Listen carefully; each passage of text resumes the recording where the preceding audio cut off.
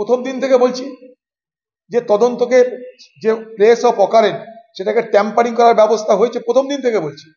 তার জন্য মৃতার পরিবারের মাকে বাবাকে যেতে দেওয়া হয়নি, তার জন্য সেটা দখলে রেখেছিল পুলিশ।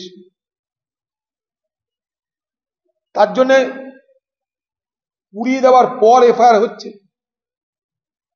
তার জন্য 14 আগস্ট রাতে ঘর ভাঙার চেষ্টা হয়েছে প্রমাণ লোপাটের জন্য।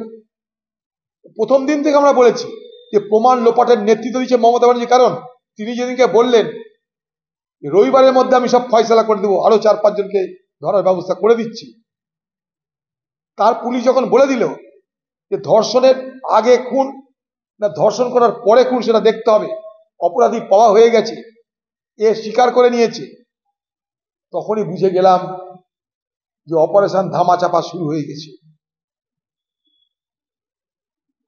তাই এখানকার পুলিশ প্রথম দিন থেকে তদন্তকে বিপদে চালিত করার জন্য, বিভ্রান্ত করার জন্য এবং সহযোগিতা না করার মানসিকতা নিয়ে তারা প্রস্তুত ছিল।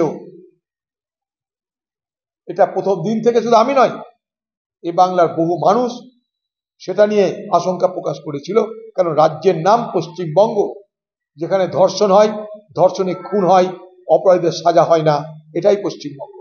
বাংলা টুডে নাও।